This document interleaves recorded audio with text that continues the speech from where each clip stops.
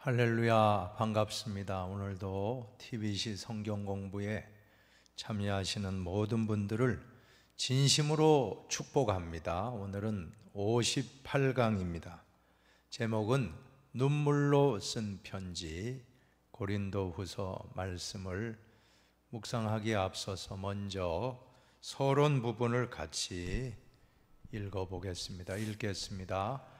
고린도후서는 모든 바울 서신 중에서 가장 개인적인 것일 뿐만 아니라 실로 그것은 자기의 사도직과 그의 사역에 대한 변증서의 일정이라고 말해도 과장된 표현은 아닐 것입니다.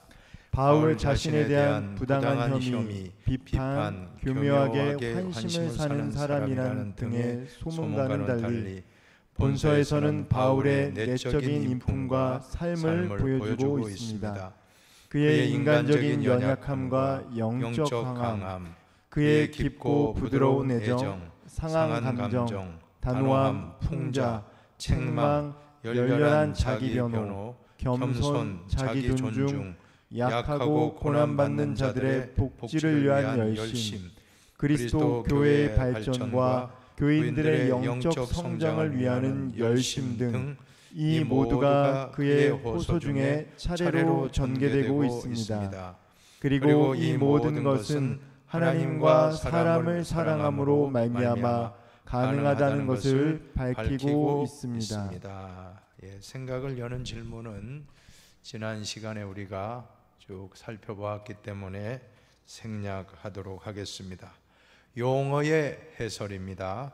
첫 번째로 그리스도 안에서 이기게 하시고라는 말씀을 보시면 바울은 당시 로마의 군사적인 용어를 사용하고 있습니다. 이긴다는 것은 로마 장군이 어느 지역을 점령하고 승리한다는 그런 의미입니다. 바울은 그리스도의 복음을 전한다는 것을 이긴다는 용어로 사용했던 것입니다. 두 번째로 보면 천거서가 나오는데 천거서 이 말은 추천서라는 말입니다. 여러분 지금도 사람을 다른 사람에게 소개할 때 추천서를 써보내지 않습니까? 누가 추천서를 썼느냐, 어떻게 썼느냐, 또 어떤 내용으로 썼느냐에 따라서 완전히 달라진다라고 하는 것입니다. 그리스도파 유대인들은 예루살렘에서 천거서를 가지고 왔습니다. 바울은 그런 증명이 없으므로 무자격자라는 비난을 받았던 것입니다. 그러나 바울에게서의 추천서는 바로 성도들, 내가 전도하여 양육한 고린도 교회 성도들 한 사람 한 사람이 나의 추천서요, 나의 편지와 같다라고 하면서 거기에 대해서 대응을 하고 있는 것을 또 볼 수가 있습니다. 세 번째로 연보를 보십시오. 연보로 번역된 원어인 유로기아, 유로기아라는 것은 원래 하나님에 대한 찬미 또는 축복의 기원을 뜻하는 말로 사용되었는데 축복, 선물 또는 헌금이라는 말로 의미하는 말로 사용되었다라고 하는 것입니다. 이는 궁핍한 사람을 돕는 행위이고 주 안에 있는 형제를 사랑하는 행위요, 교회를 위한 봉사요, 그리스도인의 의무라고 하는 것입니다. 여러분, 헌금은 축복이라는 거 잊지 맙시다. 한번 따라합시다. 헌금은 축복입니다. 헌금은 축복입니다. 헌금이라는 단어, 연보라는 것이 바로 헌금인데 원어적인 뜻은 축복이라고 하는 걸 볼 때 우리가 하나님께 드릴 수 있다는 것이 얼마나 큰 복입니까? 이제 시대적인 배경을 보십시다. 첫 번째로 눈물로 쓴 편지라고 하는 것입니다. 고린도 교회는 사도 바울이 제2차 전도여행 때 1년 반 동안 18개월 동안 머물면서 그곳에 세워진 교회가 바로 고린도 교회입니다. 이후 고린도를 떠나서 에베소로, 즉 고린도는 지금 그리스 남부 지역이라고 하면 에베소는 터키 땅입니다. 그리스 땅에서 터키 땅으로 이제 옮겨가게 되었는데, 자, 그때 에베소에 사도 바울이 있을 때 고린도 교회에 문제가 있다는 것을 소식으로 알게 되었습니다. 특별히 분쟁이 있다는 것입니다. 교회가 4개파로 나눠져서 갈등했습니다. 바울파, 고린도 교회를 설립한 설립자 바울을 추종하는 사람들이 생겨나고, 또 아볼로파, 바울이 떠나가고 2대 목회자가 바로 아볼로였습니다. 그래서 아볼로를 추종하는 세력이 또 생기고, 또 게바는 누굽니까? 게바파. 게바파는 베드로 사도를 뜻합니다. 베드로를 또 따르는 그런 교인들이 생기고, 거기에 또 그리스도파. 그리스도파는 또 누굽니까? 과거에 오병이어의 기적을 베푸시는 그 자리에 내가 그 자리에 있던 사람이다. 그게 바로 그리스도파입니다. 그리스도파. 참 한심한 일입니다. 진정한 그리스도파라면 화목하고 화합시켜야 되는데, 또 다른 파를 하나 만들어서 바울도 안 되고 아볼로도 안 되고 게바도 아니고 나는 예수님한테 직접 배운 사람이야, 너희들이 뭔데 까불어, 하는 이런 식입니다. 그러니 교회가 얼마나 혼란스럽고 어지러웠겠습니까? 그 다음에는 교회 안에 음행의 문제가 있었다는 것입니다. 또 우상의 제물을 먹는 사람이 있으면 안 먹는 사람이 있는데, 먹는 사람은 안 먹는 사람을 믿음이 약하다고 또 깔보고, 또 안 먹는 사람은 우상의 제물을 먹는 사람을 아주 잘못한 사람이라고 또 비난하는, 서로 물어뜯고 헐뜯는 그런 문제. 또 여자들이 예배 드릴 때 머리에 노을, 미사 드릴 때 지금도 가톨릭에서 여인들 미사포를 머리에 쓰지 않습니까? 자, 그것을 써야 되느냐 말아야 되느냐. 또 성령의 은사로 또 얼마나 시끄러웠어요. 그리고 부활의 문제, 부활이 없다는 사람도 또 생겨서 부활 논쟁. 자, 이런 여러 가지 복잡한 문제들이 많이 나타났다라고 하는 것입니다. 거기에 덧붙여져서 이제 바울은 사도가 아니다, 예수의 제자가 직접 예수님께 가르침 받지 않았다 하는 것을 주장하며, 사도 바울은 진짜 사도가 아니다 하며 비방하는 무리들이 또 생겨났던 것입니다. 거짓 교사들입니다. 자, 이러한 모든 것을 얼마나 참 이 사도 바울이 당황했습니까? 자, 이러한 것들에 대해서 정말 사도 바울은 편지를 써서 보내게 되었다라고 하는 것입니다. 두 번째 보시면 디모데의 그러한 보고를 받고 바울이 고린도 교회를 방문하였으나 가슴 아픈 일을 당하고 에베소로 다시 돌아오게 됩니다. 그래서 가슴 아픈 방문이 있었음을 회고해요. 고린도후서 2장 1절에 나옵니다. 한번 읽어볼까요? 내가 다시는 너희에게 근심 중에 나아가지 아니하기로 스스로 결심하였노니. 자, 그러면서 사도 바울은 고린도 교회 위기를 해결하기 위해서 주 55년경 강력한 경고와 함께 눈물의 편지를 보냈다라고 하는 것입니다. 이 편지를 전달한 사람이 디도라고 하는 바울의 제자입니다. 그 눈물의 편지가 바로 고린도 후서였던 것입니다. 여러분, 직접 가면 상처를 입고 상하게 될 것 같으니까 가는 것 대신에 글로 편지를 썼다는 게 바로 이것이 고린도 후서입니다.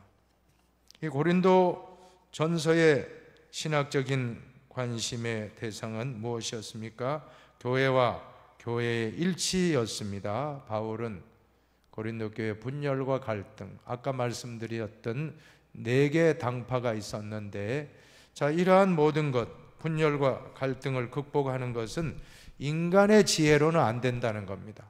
하나님의 지혜를 받아야 된다. 근데 하나님의 지혜는 무엇입니까? 예수 그리스도의 십자가라고 하는 것입니다. 십자가의 도가 멸망하는 자들에게는 미련한 것이요 구원을 받는 우리에게는 하나님의 능력이 됨이라. 십자가가 무엇입니까? 자기 포기, 자기 부정, 자기 비움, 자기 낮아짐, 한마디로 말하면 자기가 죽는 것입니다. 십자가에서 바울이 고백하지 않습니까? 내가 십자가 위에 온전히 죽게 되었다. 그리스도와 함께 십자가에 못 박혔나니 하고 고백했던 말씀과 같이 십자가만이 인간의 지혜와 능력으로는 파벌과 분쟁을 해결할 수가 없습니다. 십자가를 따르고 십자가를 지고 나갈 때에 우리는 하나 될 수 있다라고 하는 것입니다. 그리고 고린도후서의 신학적인 주제의 핵심은 사도의 직분입니다.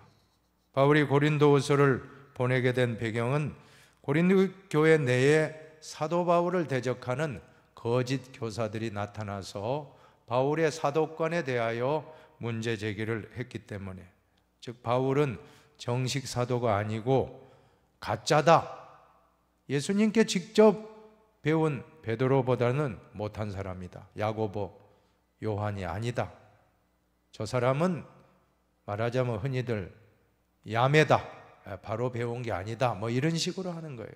그러나 우리가 사도의 참 초대교회 사도권을 우리가 공부해보면, 신학에서 공부해보면 예수 그리스도께 직접 가르침을 받았거나 부활하신 예수님을 만난 사람이 사도라라고 정리됩니다. 그러니까 바로 이 사도 바울은 부활하신 예수님을 직접 만났습니다.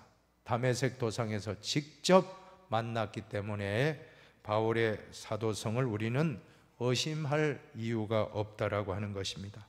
자, 이러한 사도권에 대한 분쟁, 논쟁이 있기 때문에 고린도후서는 누가 진정한 사도인가라는 물음에 대해서 고린도후서를 기록하며 참 사도 바울이 자신이 어떻게 행했는지를 이렇게 개인적인 간증을 많이 열거한 책은 고린도후서가 유일합니다.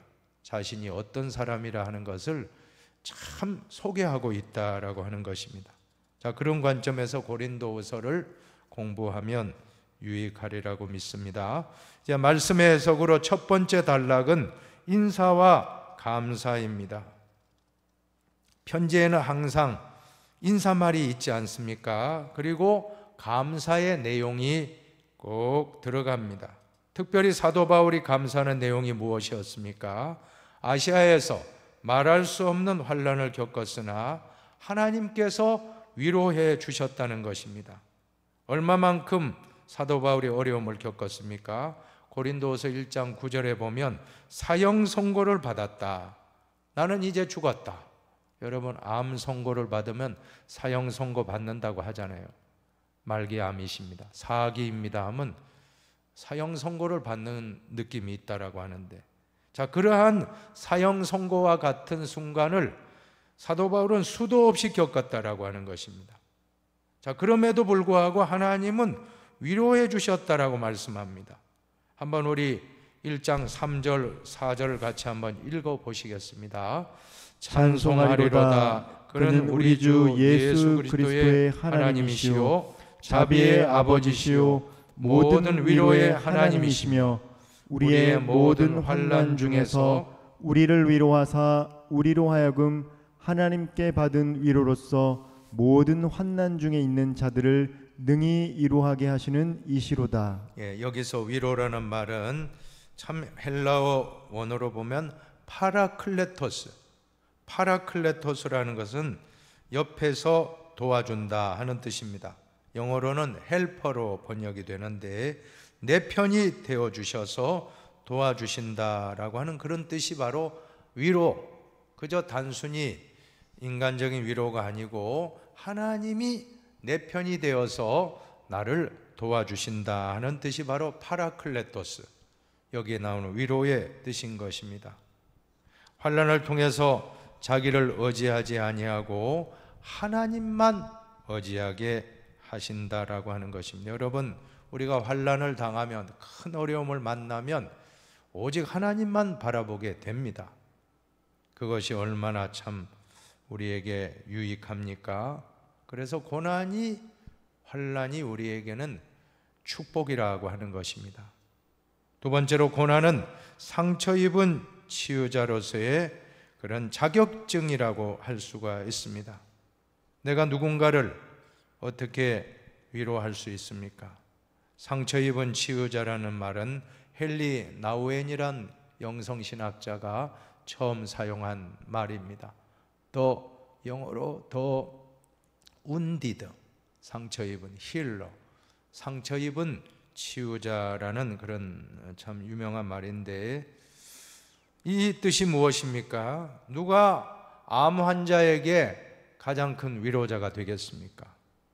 암을 앓고 암을 극복한 분이, 그분이 암을 투병하는 분에게 찾아가서, 집사님, 권사님, 저도 항암 치료를 받아봤는데 이렇게 하십시오. 제가 이겼다면 우리 권사님, 우리 집사님도, 우리 성도님도 반드시 이길 수 있습니다. 하나님이 함께 하십니다. 나도 이겼으니 권사님도 이길 수 있습니다. 자, 이 한마디 말에 얼마나 큰 위로가 됩니까? 자, 이것이 바로 암을 겪어본 분만이 암 환자에게 한마디 위로의 말이 얼마나 큰 위로가 됩니까? 이것이 바로 상처 입은 치유자의 역할인 줄로 믿습니다. 두 번째로, 위기에서 제기된 여러 문제와 사상들입니다. 여행 변경의 이유가 나오는데, 사도 바울은 고린도 교회를 다시 가려고 하다가 여행하고자 하는 고린도 교회 방문 계획을 취소합니다. 왜 그렇습니까? 내가 감으로 인하여 분열이 생길까 염려했다는 것입니다. 또 내가 감으로 인하여 오히려 더 서로 안 좋은 일이 있을까 하고 그들을 아끼는 마음, 얼마나 참 바울의 마음이 깊습니까? 그래서 오히려 내가 감으로 인하여 교회가 분열되고 어려움이 생기지 않을까 하는 마음에서, 아끼는 마음에서 가지 않았다. 자, 그래서 오히려 이 문제로 인해 몹시 괴로워하면서 눈물로 편지를 썼다는 것입니다. 그래서 고린도후서를 눈물로 쓴 편지, 가고 싶어도 안 가고 일부러 안 갔어요. 왜냐하면 고린도 교인들을 아끼기 때문에. 대신에 글로 편지를 썼는 것이 바로 고린도후서입니다. 여러분, 교회에서 어떤 문제이든지 빨리 푸시기 바랍니다.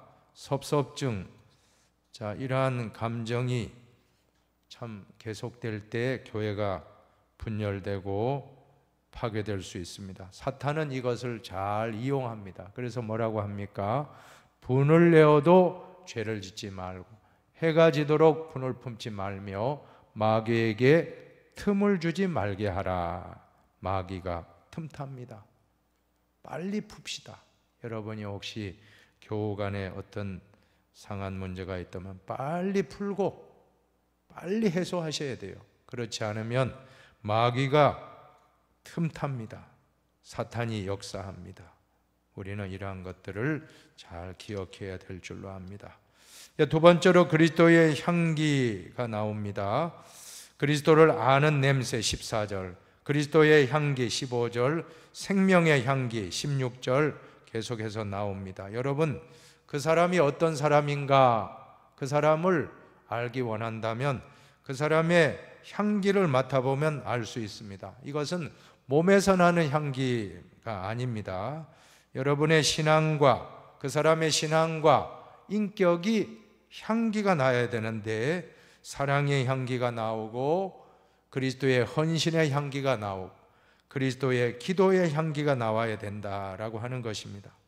우리도 예수님을 마음에 모시면 우리의 모습 속에 무언가 모르게 달라요. 저분 만나면 뭔가 모르게 다르다. 그 사람의 내면에 있는 예수님이 우리의 얼굴에, 우리의 눈에, 우리의 입술에, 우리의 손과 발, 우리의 모든 외모로 나타나는 것이 바로 향기라고 하는 것입니다. 그리고 직분의 우월성입니다. 그리스도파 사람들이 여전히 바울을 비난하고 고린도 교인들을 선동하자 뭐라고 합니까? 추천서가 필요하느냐라고 반문하는데, 그러나 추천서는 무엇입니까? 종이에 불과해요. 사실 여러분, 추천서보다도 더 중요한 것이 있다는 것입니다. 사도 바울이 어떤 인물인가? 추천서가 중요한 게 아니고 뭐라고 합니까? 바로 고린도 교회 성도들 한 사람 한 사람이 나의 추천서와 같다. 얼마나 놀랍습니까? 사도 바울이 1년 반 동안 복음을 전하면서 그곳에 교회를 세웠고 그곳에 교인들을 양육했는데 그 사람들 한 사람 한 사람들이 나의 추천서와 같다. 참 바울만큼 위대한 사역자가 없다라고 생각됩니다. 바울은 데살로니가 교인들을 향해서 뭐라고 했습니까? 내가 하나님 나라에서 여러분들이 나의 자랑이요 기쁨이요 면류관입니다. 참 목회자가 부족한 종이 여러 힌돌 성도님들을 천국에 갔을 때 주님, 저의 면류관과 자랑과 기쁨은 힌돌교회 성도님들입니다. 자, 이렇게 고백한다면 그 목사님은 얼마나 훌륭한 목사님이겠습니까? 바로 바울이 그런 고백을 했다는 겁니다. 나의 자랑이요 기쁨의 면류관이다. 나의 추천서와 같은 분이다 라고 지금 바울이 반문하면서 오히려 자기를 공격하는 거짓 교사들에게 대응하고 있는 것입니다. 그리고 새 사역자를 보시면 모세가 장차 없어질 것에 주목하지 못하도록 시내산에서 수건을 쓰게 했다는 것입니다. 그러므로 율법이 폐하는 것처럼 그리스도 안에서는 수건은 없어졌다라고 하는 것입니다. 주님은 영이심으로 영이 계신 곳은 자유함이 있고 얼굴에 쓰는 것은 사실은 아무것도 아니라고 하는 것입니다. 여러분, 모세는 율법을 증거했습니다. 그런데 새 사역자는 예수님이 주가 되신다는 것을 전파하는 율법이 아닙니다. 은혜의 시대입니다. 그것을 예수 그리스도의 은혜의 복음을 전파하는 것이 새 사역자라는 것입니다. 사도 바울은 복음을 전하면서 말로 다 할 수 없는 시련과 고난을 겪었습니다. 자, 사도 바울을 자신을 무엇에 비유합니까? 4장 7절을 같이 한번 읽어봅니다. 읽겠습니다. 우리가 이 보배를 질그릇에 가졌으니 이는 심히 큰 능력은 하나님께 있고 우리에게 있지 아니함을 알게 하려 함이라. 자신을 보배를 담은 질그릇과 같아. 보배가 담긴 질그릇이라고 하는 것입니다. 질그릇은 깨어지기 쉽고 그러나 그 속에 있는 보배, 질그릇은 하찮은 것입니다. 금그릇, 은그릇이 아닙니다. 그러나 그 안에 담겨진 것이 바로 그리스도 예수, 보배, 질그릇 속에 담긴 보배. 나는 부족한 존재이지만 약점도 많고 흠도 많고 인간적인 냄새도 납니다. 그럼에도 불구하고 바로 내 안에 예수님이 계시기 때문에 나는 귀한 존재가 된 겁니다. 여러분, 우리 교회도 사실 문제가 많죠. 죄인들이 모이다 보니까 교회도 완전하지 않고 흠이 있고 부족한 점이 있습니다. 그러나 그럼에도 불구하고 왜 교회가 거룩하고 왜 교회가 구원의 방주가 됩니까? 보배를 담고 있기 때문에. 예수 그리스도라는 보배를 교회가 모시고 있기 때문에. 그래서 바울은 이 보배를 담고 있기 때문에 사방으로 우겨쌈을 당해도 쌓이지 아니한다. 답답한 일을 당해도 박해를 받아도 거꾸러뜨림을 당해도 망하지 아니한다라고 말씀하고 있는 것입니다. 믿음을 가지고 답답함을 만나도 낙심하지 아니하며 예수 그리스도의 죽음을 날마다 몸에 지니고 다니는 것이라고 했습니다. 자, 이제 다음으로 화해의 임무를 보십시오. 그리스도인은 어떤 사람입니까?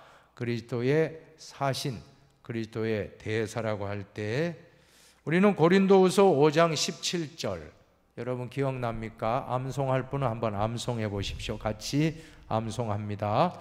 그런즉 누구든지 그리스도 안에 있으면 새로운 피조물이라.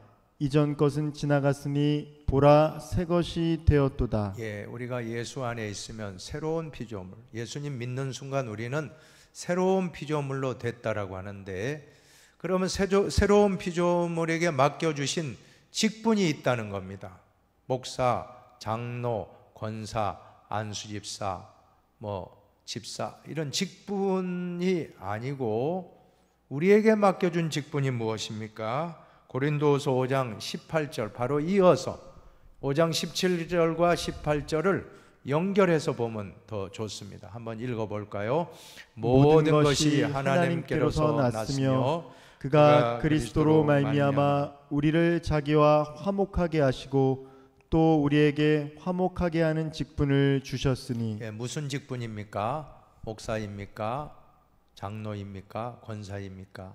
안수집사입니까? 집사입니까? 그게 아니고 화목하게 하는 직분. 예수 믿는 사람이라면 목사, 장로, 권사가 문제가 아니고 화목하게 하는 직분을 다 우리는 맡았다라고 하는 것입니다.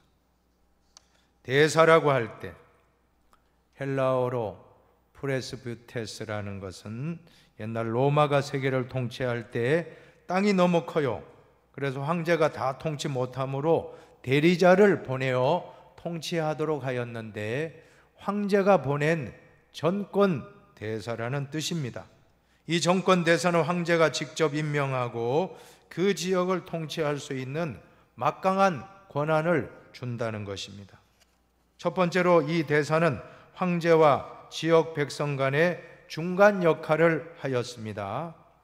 또 이 대사는 본국에 소속되어 있고 본국의 대변자와 같은 역할을 했습니다. 로마 제국의 영광과 치욕이 바로 프레스뷰테스라고 하는 이 대사에게 달려 있었다라고 하는 것입니다. 대사가 잘하면 로마의 영광이 돌아가고 대사가 못하면 로마의 치욕이 돌아갔습니다. 여러분, 그리스도인들이 그리스도의 대사라고 할 수 있는 그리스도인들이 세상에 나가서 잘하면 하나님께 영광 돌립니다. 그러나 우리가 잘못하면 하나님께 욕을 돌린다면 어떻게 되겠습니까? 정권대사의 가장 큰 직무는 식민지 주민과 황제 사이의 화해를 이룩하는 일이었습니다. 그리스도인의 직무는 세상과 하나님과의 화해를 이룩하는 일이라는 것을 잊지 마시기를 바랍니다. 오늘 우리 그리스도인의 사명이 바로 화해를 이루는 화목, 하나님과 인간의 화목, 인간과 인간의 화목, 가족 간의 화목, 화해를 이루는 것이 그리스도인의 대사의 직무입니다. 자, 성경 고린도후서 6장 1절 하반절부터 2절까지를 같이 한번 읽어봅니다. 하나님의 은혜를 헛되이 받지 말라. 이르시되 내가 은혜 베풀 때에 너에게 듣고 구원의 날에 너를 도왔다 하셨으니 보라 지금은 은혜 받을 만한 때요 보라 지금은 구원의 날이로다. 예, 지금이 중요합니다. 우리가 영어 단어에 프레젠트라는 단어가 두 가지 뜻이 있거든요. 하나는 현재라는 뜻이고 또 하나는 선물이라는 뜻입니다. 그래서 지금 현재가 가장 큰 우리에게 선물입니다. 과거가 아닙니다. 미래가 아니고 지금 현재, 오늘이 가장 중요한 날입니다. 여러분, 오늘에 충실합시다. 앞으로 미래에 잘하려고 하지 말고 과거에 잘했다고 자랑하지 말고 오늘, 지금 하루하루 오늘에 충실한 것이 크리스찬이 가져야 될 그러한 모습인 줄로 압니다. 6장 10절에 보면 너희도 마음을 넓히라 라고 말씀하고 있습니다. 우리 그리스도인들은 더 마음을 넓히고 그리스도에 화목하게 하는 직분을 감당해 나갑시다. 이제 다음 단락으로 바울의 기쁨입니다. 고린도후서 7장 말씀입니다. 사도 바울이 고린도후서를 보내고 처음에는 후회하였던 것 같습니다. 왜냐하면 이 책망하는 내용이 편지에 들어가 있기 때문에 조금 그런 마음이 있었습니다. 그러나 고린도 교회 성도들이 바울의 편지를 받고 근심하였기 때문입니다. 그러나 나중에는 도리어 기뻐하게 되었다. 왜 그럴까요? 하나님의 뜻대로 하는 근심은 회개에 이르게 되고 회개는 구원에 이르게 하기 때문이라는 것입니다. 여러분, 책망의 말을 듣고 섭섭하면 사탄의 도구가 됩니다. 그러나 이것이 구원에 이르는 회개를 이룬다면, 섭섭한 게 아니고 오히려 회개하게 된다라고 하면 구원에 이르게 되고 이것이 은혜가 되는 것입니다. 이 시간 우리는 누군가가 나에게 책망의 말씀을 줄 때 그것을 나쁘게 받지 말고 긍정적으로 받으시기 바랍니다. 그러면 나에게 오히려 유익이 됩니다. 성경 말씀, 하나님의 말씀은 어떻다고 했습니까? 모든 성경은 하나님의 감동으로 된 것으로 교훈과 책망과 바르게 함과 어로 교육하기에 유익하다고 했습니다. 우리가 성경 말씀을 읽다가 설교 말씀을 듣다가 혹시 우리에게 책망의 메시지가 있다면 오히려 우리에게는 축복이 됩니다. 그 말씀을 아멘으로 받아서 사람의 말로 받지 말고 하나님 말씀으로 아멘으로 받아 회개하고 구원에 이르는 기쁨이 있기를 축원합니다. 세 번째로 가난한 형제들을 위한 헌금입니다. 8장과 9장에는 마게도냐 교회의 모범의 내용이 나오는데 여러분, 마게도냐 교회를 알아야 됩니다. 마게도냐라고 하는 지역은 오늘날 그리스 북부 지역이고 대표적인 두 교회를 꼽는다면 빌립보 교회와 또한 데살로니가 교회가 바로 마게도냐 교회입니다. 지금 고린도 교회는 아가야 지역에 있는 교회가 바로 고린도, 아테네 이런 지역이 아가야고, 마케도니아는 북부 지역으로 바로 빌립보, 데살로니가 교회가 속한 지역입니다. 그분들은 헌금을 해서 예루살렘 교회가 어려움을 겪고 있을 때 각종 핍박과 또 여러 가지 그러한 어려운 문제로 인해서 고통받을 때 이 마게도냐 교회 성도들이 예루살렘 교회, 어떻게 보면 그 당시 모 교회와 같습니다. 그 당시 초대교회 중에서 가장 첫 번째 시작된 예루살렘 교회를 돕는 일에 어떻게 했습니까? 8장 2절을 보십시오. 8장 2절을 같이 읽어봅니다. 환난의 많은 시련 가운데서 그들의 넘치는 기쁨과 극심한 가난이 그들의 풍성한 연보를 넘치도록 하게 하였느니라. 아멘입니까? 아멘이죠. 환난 가운데서도 오히려 참 넘치도록 했다. 참 대단한 분들입니다. 마케도니아 교회, 빌립보 교회, 데살로니가 교회 같은 그 교회 성도들은 예루살렘 교회를 돕는 일에 자신들도 힘든데 넘치는 기쁨과 그렇게 참 풍성한 연보를 넘치게 했다. 그리고 3절에 보면 힘에 지나도록 했다는 말씀이 나오고 5절에 보면 자신을 주께 드리고 했다는 것입니다. 우리가 물질을 먼저 드리기 전에 자신을 먼저 드려야 하는 것입니다. 네 번째로 보면 사도 바울 자신이 자신을 변론하는 내용이 바로 10장 1절부터 13장 10절까지 참 유명한 내용입니다. 이 고린도후서의 클라이막스라고 할 수 있는데 한번 몇 구절을 보길 원합니다. 고린도후서 11장 1절을 같이 한번 읽어봅시다. 너희는 나의 좀 어리석은 것을 용납하라. 청하건대 나를 용납하라. 아멘. 사도 바울이 자기를 좀 이제는 좀 자랑하려고 한다는 겁니다. 왜냐하면 하도 가짜라고 하고 하도 사도권을 의심하고 부정하니까 바울 자신을 어쩔 수도 없이 내가 어떤 사람이라는 것을 홍보하게 됐다라고 하는 것입니다. 자, 11장 22절 이하에 보면 이렇게 낱낱이 세밀하게 바울 자신을 소개하는 구절은 고린도후서 11장이 유일합니다. 한번 같이 읽어봅니다. 그들이 히브리인이냐 나도 그러하며 그들이 이스라엘이냐 나도 그러하며 그들이 아브라함의 후손이냐 나도 그러하며 그들이 그리스도의 일꾼이냐 정신없는 말을 하거니와 나는 더욱 그러하도다.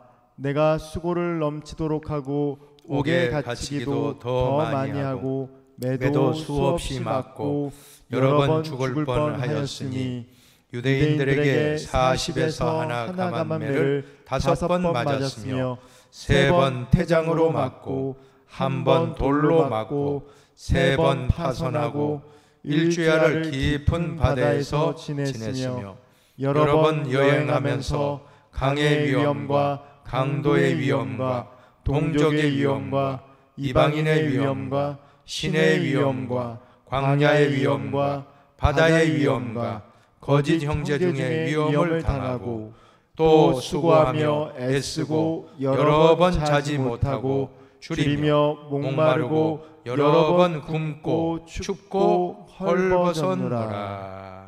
사도 바울이 이렇게 참 자신이 고통을 당하고 예수님 때문에 수고한 내용을 이렇게 자랑하고 간증한 것은 처음입니다. 그 배경을 아셔야 돼요. 왜 그렇게 바울 자랑하는 분 아닙니다. 고린도후서 12장에도 보면 이런 말을 하잖아요. 셋째 하늘에 천국이죠. 천국을 갔다 온 경험을 하면서 자기 자신이라고 안 해요. 내가 주 안에서 아는, 내가 그리스도 안에서 아는 한 사람을 내가 알고 있는데 그가 13년 전에 바로 천국을 갔다 왔다. 자기라고 하지 않고 다른 사람인 것처럼 삼자적인 접근을 하면서 하는데 다 모든 성경학자들이 사도 바울이라고 다 인정합니다. 말할 수 없는 천국의 환상을 보고 온 사람. 자, 그러면서도 그것을 우리 같으면 그 간증을 바로 설교단에서 할 것 같은데 13년 만에 이렇게 그가 고백을 나중에 그것도 자기가 아니고 어떤 형제를 아는데 그 사람이 천국에 갔다 왔습니다 라고 간증할 만큼 참 겸손한 사람입니다.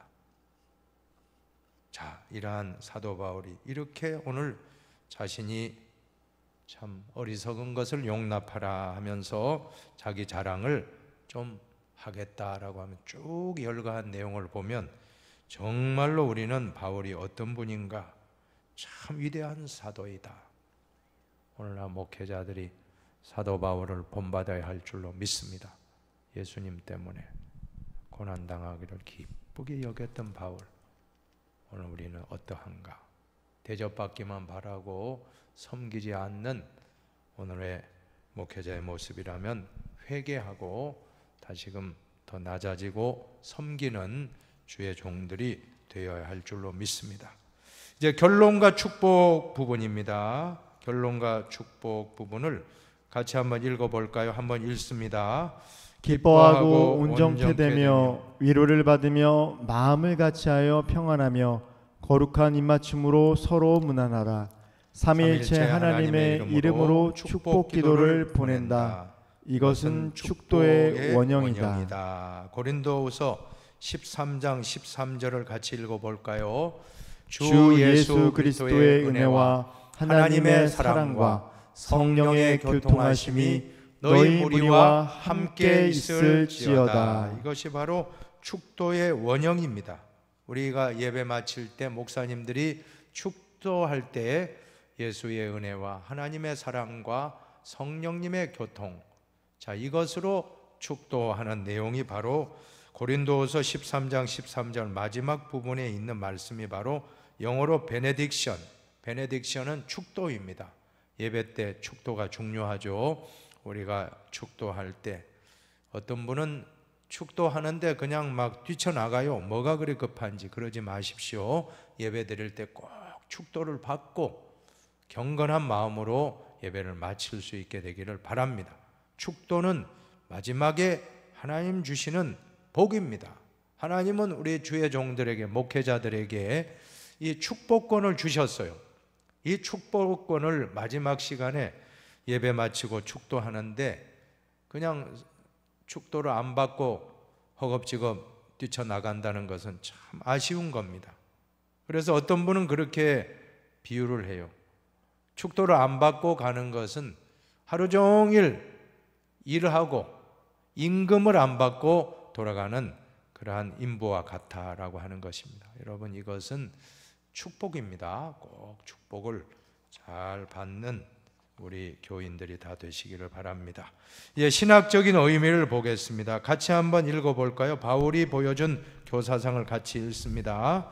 바울에게 있어서 참 가르침은 모든 지식을 완성하는, 모든 지식 위에 있는, 모든 지식을 비추는 궁극적인 빛으로서의 예수 그리스도를 증언하는 가르침이었다. 모든 지식을 완성하시는 참 빛이 되시는 예수 그리스도, 그 예수 그리스도를 가르치는 교사.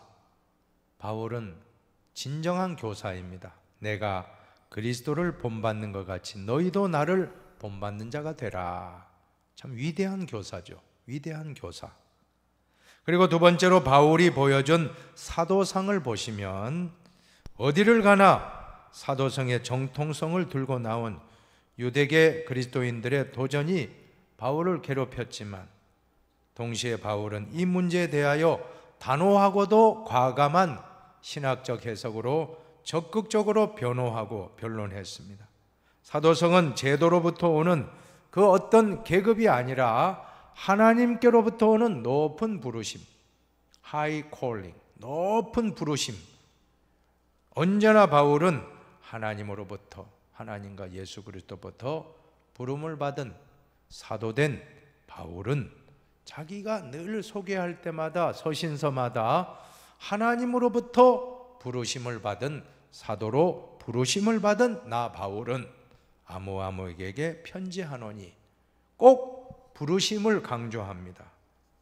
제도권이 아닙니다. 제도로부터 사도가 되는 게 아니고 하나님으로부터 부름을 받았다라고 하는 부르심입니다. 소명. 세 번째, 바울이 드러낸 목회자상을 보십시오. 바울의 목회자상은 양면으로 나타나요. 타락과 분열, 그리고 부도덕으로 얼룩진 고린도 교회에 대하여 신랄하게 비판합니다. 아주 강하게 비판하면서도 한편으로는 또 하나님의 사랑으로 끝까지 감싸줘요. 사랑하고 용서하고 기도하고 치유하는 참 목자. 우리 목회자는 어때야 됩니까? 어떤 때는 아버지처럼, 어떤 때는 책망도 합니다. 어떤 때는 아버지처럼 엄하게 해야 돼요. 그러나 때로는 어머니처럼 또 품어주고 용서해주고 사랑해주고, 이 양면성, 이것이 목회자의 모습이 아닌가 생각됩니다. 사랑하는 여러분, 이러한 목회자, 참 교인들에게 언제나 사랑으로 품어주고, 또 잘못된 길로 이단에 빠지고 잘못된 길로 간다면 허허 하고 웃으면 되겠습니까?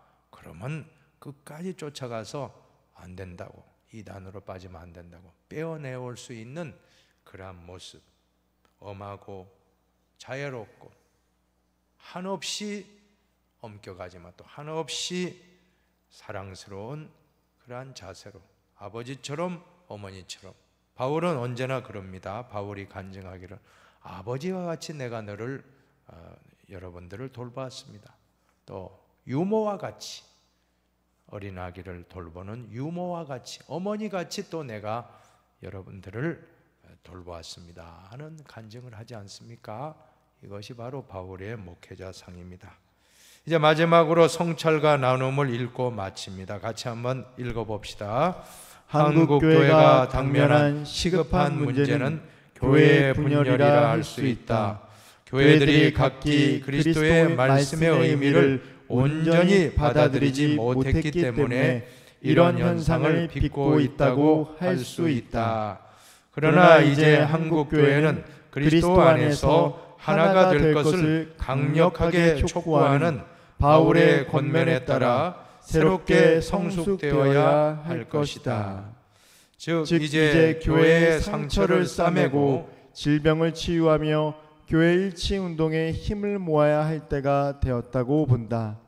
한국교회의 또 다른 문제점은 물량주의에 깊이 빠져 있다는 것이다.